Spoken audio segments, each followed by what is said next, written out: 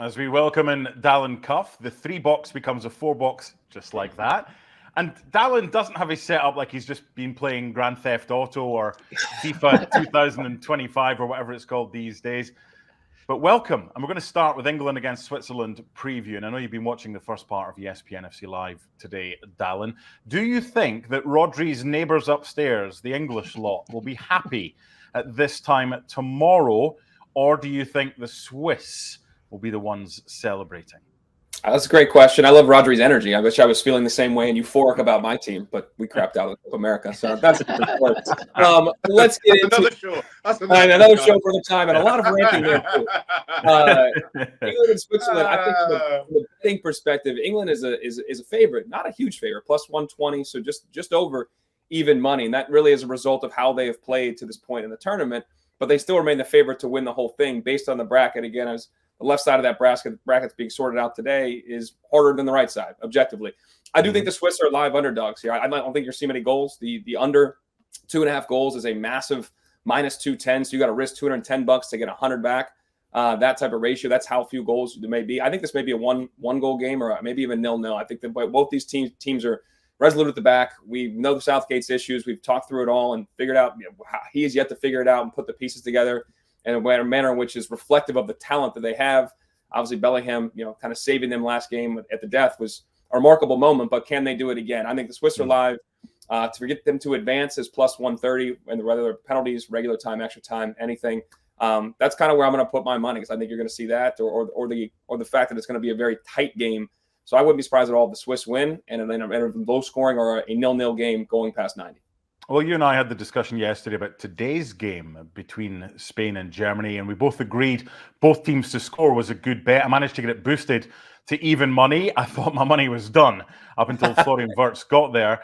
But I bet value, and I think it's important when you bet to bet value and not just bet for the sake of it. The England-Switzerland game for me, Shaka, it seems like a trap game because you just don't know what England you're going to get, especially if they're likely to play 3 at the back, which seems as though that'll be the case with Konsa coming in for Gehi alongside Stones and Kyle Walker as the right centre-back, Bukayo Saka at left wing-back, Trent Alexander-Arnold at right wing-back, and the holding players would be Kobe Mainoo and Declan Rice, with Bellingham and Foden as the 10s in behind Harry Kane. So because we've not seen that formation before, if that's what England go with, I think it makes it even harder to predict what's going to happen in this game. Yeah, so we've not seen that formation before, but we've seen Gareth Southgate before. And with respect for his accomplishments as England manager, it's always been pretty pragmatic. He's had a host of world-class talents by today's standards to call on, and probably no more so than during this tournament. And yet somehow it's always felt far too cautious for the talent at his disposal. So again, even though, to your point, Mark, it's a juggling of the formation, I don't think it'll be too much different in terms of mindset, in terms of approach. If they find themselves a goal down later on, expect, as you saw previously, that we start throwing bodies on, and all of a sudden England show that they can be an attacking outfit.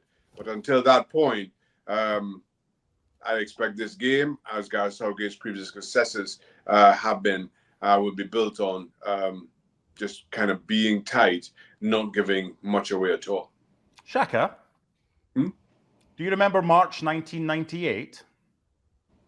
I can barely remember yesterday. The last time with the 1998. Shaka, you played for England against Switzerland for the under-21s. All right, okay. All right. Remember it? Do now. Shaka, it says in Wikipedia you did. It must be true. Yeah. Will you be pulling for the English against the Swiss, given that you did pull on the 3 Lions jersey once back in the day? Outside of Trinidad and Tobago and any of the other Caribbean countries, Mark, I am totally neutral. I'm really not bothered. So I'm just going to settle down and hope for a good game of football. Stress on the hope. Do you remember the game, by the way? I do, yeah. Okay. No, I didn't remember the date, but I remember the game. One of 3 overage players, I believe, England against Switzerland. Anyway, that was a tenuous link just because it was England against Switzerland. LME, I don't have any stats about you in your late teens or early 20s. Maybe that's for the bet. That's right. Yeah. I was, it was March 98. Let's see. I was buying Big Punt's Capital Punishment. And then I was happy about John Gregory's Aston Villa because that season we were top of the table by Christmas. Right. Okay. Let's try and get this back out because it's normally you that, or Yanis or someone that takes it away. It's just on me this time. England, Switzerland, LME. What happens? Well, I mean, Shaka said a very important point here that, yes, first of all, I like the formation and if that's going to happen. I agree with this. I like the fact that he'll be using 2 10s in Jude Bellingham and Phil Foden. I appreciate Ezri Konsa's entrance, not because it's Ezri Konsa, but because it's 3 center-backs finally. And I like the idea of having these wing-backs, and it'll be interesting to see who eventually he comes with. Mainu needs to stay in there. I like all of that. But Shaka said something very important here. It's still managed by Gareth Southgate. And ultimately, that's my worry because now England is facing the best coach side he has faced yet at Euros. This is a tremendous Swiss machine. From Manuel Akanji all the way to Bril Mbolo, Vargas, Reader, whatever you want. They know exactly who they are. They play the ball very well. When they don't have it, they press really well. They're basically every single type of tactical nightmare that Southgate is going to deal with. And my issue with Southgate is even less about who he starts or the formation. It's his thinking during a game.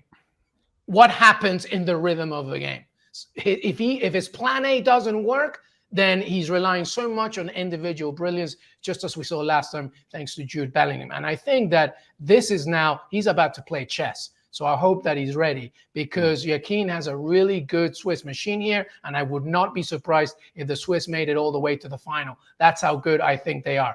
But the first conundrum, which was to kind of shift around and sort of move this formation that suits them better as opposed to Switzerland, is checked if indeed he goes with this 3-5-2, 3-4-3, whatever it is. But he's about to face a very well-coached Swiss team that knows exactly who they are. So it'll be very intriguing to see what happens. If it is Shaka at left wing back, it'll be an interesting decision. I mean, he did play there when he moved it around looking for that goal earlier this week to get them into the quarterfinals. Luke Shaw, when he asked about Luke Shaw, Gareth Southgate at his press conference today said, look, he's available to start. That's where the problem lies, Dalen. He's not played since February. He might be fit, but you're not going to throw Luke Shaw in, even if he's probably the best option at left wing back. You're not throwing him into a game of this magnitude, certainly from the start, are you? No, that would be a bit insane, honestly. I mean, the pace of the game, the intensity of this game, and as LME just said, your opponent, again, knows exactly what they're about. I would not, and a veteran team, well-coached team, and a talented team, that's not the place to put him in. And granted, Luke Shaw's played in big games and been in big spots, but this is not the game. This is not your re-entry game. If something happened within the game, injury to somebody, they're moving something around, they need to play him, that would be different than starting out and putting on what you think is the best 11 to win you a game and starting him and thinking he's going to play 90 or whatever it may be, but putting him on the field to start the 11, that would be a little, that would be massively stupid in my mind, but we'll see. We're approaching 20 minutes gone in the second game of the day. It's still Portugal 0, France 0. There's one more game tomorrow to preview, Shaka, and it's the Netherlands against Turkey. Now, when Dalen has joined us on ESPN FC Live over the past couple of weeks, we've discussed how there always seems to be one team that nobody expects to be in the semi-final. Could Turkey be that team, or is it now one too far against the Dutch, especially today with Merih Demiral, who scored twice in the previous round's win over Austria, suspended for that vulgar gesture? Well, to answer your question, it could be Turkey. I think they surprised a lot, in not just the result, but the performance against Austria. I didn't think Turkey would get the better of Austria. I really didn't. But they earned that. They deserve that. My big question is, how much did it take out of them? And on the final whistle, all 22 players kind of collapsed to the floor in what just felt like an emotional and exhausted heap. Such was the effort by both those teams. At the same time, The Netherlands, I say the same thing about the Netherlands every single tournament. The Netherlands are as likely to win it as they are to go out in the group stage. They can be their own worst enemy and be outstanding, and you just don't know which version is going to show up. All of a sudden, I think over the last 2 games in particular, you've seen the best of the Dutch and players coming to the fore, and I'm thinking no further than Cody Gakpo. So right now, in answering that question, it could be Turkey because, as I say, they have improved as this tournament has gone on, and they've certainly surprised me more and more as this tournament has gone on. But I just think that this version, the good version of the Dutch, the good version that showed up this tournament, will be a little bit too much for Turkey. Final question before we get to predictions, because I know you want to see Portugal against France, and it goes to Dalen. We're looking to make some money. Any decent bets between now and the rest of the tournament that you can see and point us in the direction of? Well, the futures are down now because the games are going on, but we talked about this a little bit the other day. Austria was what we were big on before the tournament. LME and we're big again getting to the semifinals because, as you said before, Mark, somebody always seems to surprise there. I think the Swiss are the move. If you take the Swiss to the finals right now, and when these games end and you get there tonight, you get that at good plus money, and I think that's very, very possible. I mean, if they beat England, they have a decent path. They could obviously beat Turkey or Netherlands and get themselves into a final. So I think you've got a good future play there in terms of value. In terms of the game, the Turkey game to go back, they're I think a live underdog too, because I couldn't agree more with Shaq.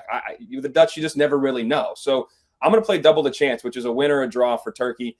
If they can, just in the 90, they can get it done in that regard. So maybe just a draw straight up, but I want to have the win in case something surprising happens. The over goals, I do think you're going to see goals in this game, but it's juiced pretty heavily over 2.5 goals. I think it's minus 130 in ESPN bet, minus 140 other places I've seen. If you want to lay that type of, lose the value, you want to lay that type of money, I do think you're going to see that. If you get over 3.5, now you're in plus money, but that's obviously a different territory. I do think we may see a fun game without Demiral. It does affect them defensively as well. So goals likely over 3.5, aggressive, but value there. But I think Turkey's live, and we'll see what happens if they can with double the chance. Okay, give me the 2 teams, please, that will go through from tomorrow's games. Dalen, you start. Me? Well, given what I just said in my bet, we're going to go with Turkey. We're going to roll the dice here. all odds in it, fellas. That's what I want. And I'm going with Switzerland, too. So I'm going with both underdogs in terms of what the bets I'm making. We'll see if that actually pans out. I think we may just hopefully go 1 of 2 and have the value play and make some money on the day. Shaq. England and Netherlands for me. I just think quality rules the day. And LME. Yeah, exactly the same. A reminder that Turkey did win that game against Austria, but they suffered a 38% possession, conceded 21 shots. Like it was just Austin. It wasn't Austria's day. So I'm going with the Netherlands. I think, like Shaka said, they've shown that they're much better. They were actually really good against Romania.